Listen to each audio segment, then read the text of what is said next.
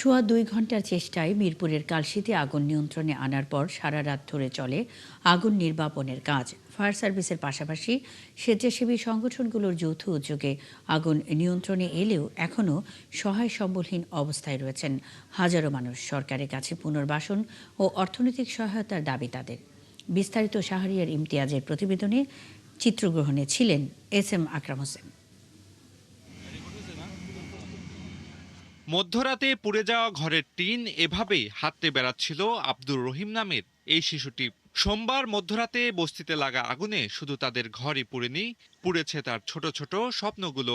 2 দিন পরে যে ঈদ উৎসব তা উদযাপনের জন্য তার জড়ো করা ছোট ছোট আয়োজনগুলো। ঈদের জন্য কিনছিলাম দুইটা, একটা পাঞ্জাবি একটা পায়জামা, এসব করে পুড়ে গেছে। 7:30টার সময় এখানে আসে দেখি কি ধপ করে বিল্ডিং কি জানি মারছে, মায়েরা আবার আগুন ধরে গেছে ধস করে।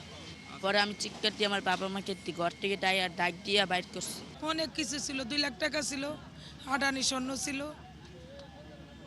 আর বাকি মাল সামানা ফ্রিজ খাট তো এগুলো আছে, বই খাতা কাপড় চোপড় একটা হতো না বাবা। আব্দুর রহমানের মতোই এই আগুনে পুড়েছে বস্তিবাসী আর হাজার পাঁচেক ছিন্নমূল মানুষের স্বপ্ন আর বেঁচে থাকার সম্বলটুকু। রহমানের মতো তারাও ধ্বংসস্তূপের পাশে দাঁড়িয়েছিল রাতভর। চোখে মুখে আহাজারি নিয়ে তারা অপেক্ষায় ছিল মানবিক সহমর্মিতার আর দুঃসময়ে পাশে দাঁড়ানোর আকুলতা নিয়ে। আমার সব পুড়িয়া গেছে ভাই, ফিন্ডার কাপড় কান ছাড়া কিছু নাই ভাই। 80,000 টাকা ছিল, মাই অসুস্থ। আর শার্ট কিনছি, একটা গেঞ্জি কিনছি, আর জুতা ছিল, জুতা জোড়া, আরেক সামনে জুতা ছিল, সব পুড়ে গেছে। আর ফিনদানের শাড়ি ছাড়া আর কিচ্ছু বাহরতে পারিনি, সব শেষ। একমাত্র উৎস ছিল আমার ভাইয়ের, এইটার থেকে আমাদের খাবার ঘর সব, এইটার থেকে আমাদের সম্পূর্ণ আয়ের উৎস একমাত্র এটা। একদিকে সবকিছু হারিয়ে বস্তিবাসীর চলছিল কান্নার মাতম, অন্যদিকে চলছে আগুনকে একেবারে নির্বাপনের জন্য ফায়ার সার্ভিসের ডাম্পিং কার্যক্রম, যাতে যোগ হয় এলাকার মানুষ ও স্বেচ্ছাসেবীদের প্রাণান্ত চেষ্টা। সরকারের কাছে ক্ষতিগ্রস্ত বস্তিবাসীর দাবি এখন দ্রুত পুনর্বাসন ও প্রয়োজনীয় সহায়তা। এখন আমরা কোয়ানে থাম ভাইয়া, আমরা সেই স্থানীয় জায়গা নাই ভাই। সরকার আমগো খালি মাথা ঠাই করিয়া দিব, যাক যেভাবে করছে গেছে।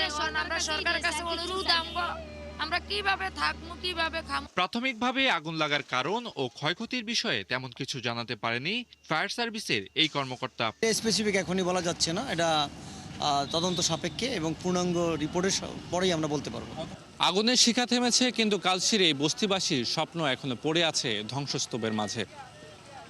সহায় সম্বল হারানো এ সকল মানুষের ক্ষত কতটা কমাতে পারবে রাষ্ট্র, এখন সেটি জনমনের প্রশ্ন। শাহরিয়ার ইমতিয়াজ, ৭১, ঢাকা।